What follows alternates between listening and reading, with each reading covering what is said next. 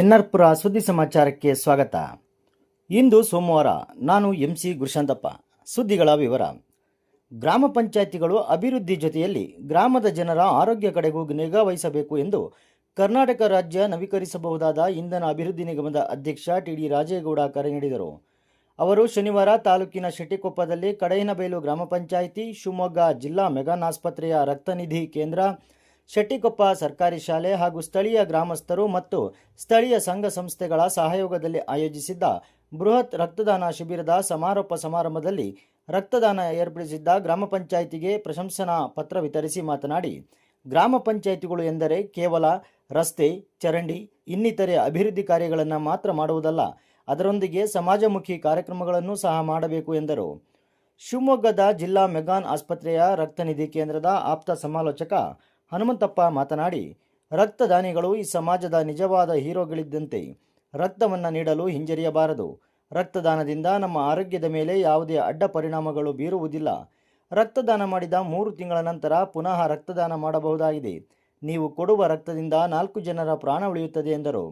ತಾಲೂಕು ಆರೋಗ್ಯ ಶಿಕ್ಷಣಾಧಿಕಾರಿ ಪಿಪಿ ಬೇಬಿ, ಕಡಹಿನಬೈಲು ಗ್ರಾಮ ಪಂಚಾಯಿತಿ ಉಪಾಧ್ಯಕ್ಷ ಸುನೀಲ್ ಕುಮಾರ್, ಪಟ್ಟಣ ಪಂಚಾಯಿತಿ ಅಧ್ಯಕ್ಷೆ ಜುಬೇದಾ ಕಾರ್ಯಕ್ರಮದಲ್ಲಿ ಮಾತನಾಡಿದರು. ಕಾರ್ಯಕ್ರಮದ ಅಧ್ಯಕ್ಷತೆಯನ್ನು ಗ್ರಾಮ ಪಂಚಾಯಿತಿ ಅಧ್ಯಕ್ಷೆ ಅಶ್ವಿನಿ ವಹಿಸಿದ್ದರು. ಸಭೆಯಲ್ಲಿ ಕಡಹಿನಬೈಲು ಗ್ರಾಮ ಪಂಚಾಯಿತಿ ಸದಸ್ಯರುಗಳಾದ ಶೈಲಾ ಮಹೇಶ್, ವಾಣಿ ನರೇಂದ್ರ, ಪೂರ್ಣಿಮಾ, ಲಿಲ್ಲಿ ಮಾತುಕುಟ್ಟಿ, ಎಬಿ ಮಂಜುನಾಥ್, ಚಂದ್ರಶೇಖರ್, ರವೀಂದ್ರ, ಜನಜಾಗೃತಿ ವೇದಿಕೆ ಅಧ್ಯಕ್ಷ ಮನೋಹರ್, ಪಿಸಿಎಆರ್ಡಿ ಬ್ಯಾಂಕ್ನ ಅಧ್ಯಕ್ಷ ಇಚಿಕೆರೆ ಸುಂದರೇಶ್, ಗ್ಯಾರಂಟಿ ಯೋಜನೆಗಳ ಅನುಷ್ಠಾನ ಸಮಿತಿ ಸದಸ್ಯ ಬೇಸಿಲ್, ಸುನಾಮಿ ಜೋಯ್, ಎಸ್ಡಿಎಂಸಿ ಅಧ್ಯಕ್ಷ ಎಂ ಜಗದೀಶ್, ಪಿಡಿಒ ವಿಂದ್ಯಾ ಇದ್ದರು. ಹೆಚ್ಚೇನು ಹೇಳಿದ್ರೆ, ಈ ರಕ್ತದಾನ ಎಂಬುದು ಒಂದು ಮಹಾದಾನವಾಗಿದೆ. ಎಲ್ಲರೂ ರಕ್ತದಾನ ಮಾಡಬೇಕು ಅಂತಲೇ ಎಲ್ಲರೂ ಇಲ್ಲಿ ಹೇಳಿದ್ದೀವಿ.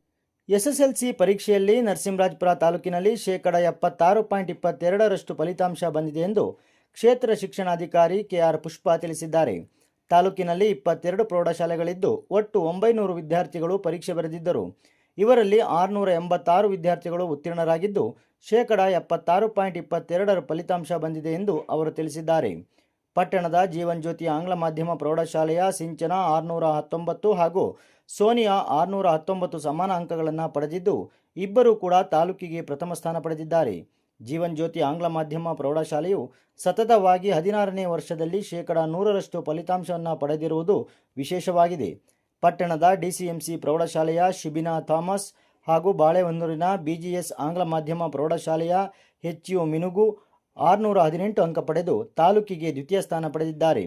ಬಾಳೆಹೊನ್ನೂರು ಹೋಲಿ ಪ್ರಾಫಿಟ್ ಆಂಗ್ಲ ಮಾಧ್ಯಮ ಪ್ರೌಢಶಾಲೆಯ ಶಿಜಾ ಮರಿಯಾ ಮತ್ತು ನಿರ್ಮಲಾ ಕಾನ್ವೆಂಟ್ನ ಎಂಎಸ್ ಧಾತ್ರಿ 611 ಅಂಕಗಳನ್ನು ಪಡೆದು ತಾಲೂಕಿಗೆ ತೃತೀಯ ಸ್ಥಾನ ಪಡೆದಿದ್ದಾರೆ. ಕಟ್ಟಿನಮನೆ ಸರ್ಕಾರಿ ಪ್ರೌಢಶಾಲೆ, ಬೆಳ್ಳೂರು ಸರ್ಕಾರಿ ಪ್ರೌಢಶಾಲೆ, ಅಳಲ್ಗೆರೆಯ ಮೊರಾರ್ಜಿ ವಸತಿ ಶಾಲೆ, ಎನ್ಆರ್ಪುರದ ಜೀವನ್ ಜ್ಯೋತಿ ಆಂಗ್ಲ ಮಾಧ್ಯಮ ಪ್ರೌಢಶಾಲೆ, ಬಾಳೆಹೊನ್ನೂರು ಬಿಜಿಎಸ್ ಆಂಗ್ಲ ಮಾಧ್ಯಮ ಪ್ರೌಢಶಾಲೆ 100% ಫಲಿತಾಂಶವನ್ನು ಪಡೆದುಕೊಂಡಿವೆ. ನನ್ನ ಹೆಸರು ಸೋನಿಯಾ ಅಂತ. ನಾನು ಜೀವನ್ ಸ್ಕೂಲಲ್ಲಿ ವ್ಯಾಸಂಗ ಮಾಡ್ತಾ ಇದ್ದೆ. ಇಲ್ಲಿ ಮೊದಲನೇದಾಗಿ ಟೀಚರ್ಸ್ಗೆ ಥ್ಯಾಂಕ್ ಯು ಅಂತ ಹೇಳಬೇಕು. ಅವರು ಫುಲ್ ನಮಗೆ ಸಪೋರ್ಟ್ ಮಾಡ್ತಾಯಿದ್ರು. ಅವ್ರು morning special class, evening special class ಅಂತೆಲ್ಲ ಮಾಡಿ ಫುಲ್ ಹೆಲ್ಪ್ ಮಾಡಿದ್ರು ನಮಗೆ. ಅವರು ಫಾಸ್ಟ್ ಇಯರ್ ಪೇಪರ್ಸ್ ಅಂತ ಕೊಟ್ಟರು. ಎಲ್ಲರಿಗೂ ನಮಸ್ಕಾರ. 2024-25ನೇ ಸಾಲಿನ SSLC ಪರೀಕ್ಷೆಯಲ್ಲಿ 619 ಅಂಕಗಳನ್ನು ನಾನು ಪಡೆದಿರುತ್ತೇನೆ. ಇದಕ್ಕೆ ನಾನು ಮೊದಲಿಗೆ ದೇವರಿಗೆ ವಂದನೆಗಳನ್ನು ಸಲ್ಲಿಸುತ್ತೇನೆ. ನಾನು 7ನೇ ತರಗತಿಯವರೆಗೆ ಕನ್ನಡ ಮಾಧ್ಯಮದಲ್ಲಿ ಓದಿರುವುದು. ನಂತರ 8ನೇ ತರಗತಿಗೆ ಜೀವನ್ ಜ್ಯೋತಿ ಆಂಗ್ಲ ಮಾಧ್ಯಮ ಶಾಲೆಗೆ ಸೇರಿರುವುದು. ಲಯನ್ಸ್ ಜಿಲ್ಲೆ 317 ಅಡಿ ಪ್ರಾಂತ್ಯ 15ರ 2025-26ನೇ ಸಾಲಿನ ಅಧ್ಯಕ್ಷರಾಗಿ SWSನ ಸಿಜು ಆಯ್ಕೆಯಾಗಿದ್ದಾರೆ. ಸಿಜು ಅವರು 2023-24ನೇ ಸಾಲಿನಲ್ಲಿ ವಲಯ ಅಧ್ಯಕ್ಷರಾಗಿ ಸೇವೆ ಸಲ್ಲಿಸಿದ್ದರು. ಅಲ್ಲದೆ ನರಸಿಂಹರಾಜಪುರ ಲಯನ್ಸ್ ಕ್ಲಬ್ನ ಸ್ಥಾಪಕರಾಗಿ ಅಧ್ಯಕ್ಷರಾಗಿ ಕಾರ್ಯನಿರ್ವಹಿಸಿದ್ದಾರೆ. ವಂದನೆಗಳು.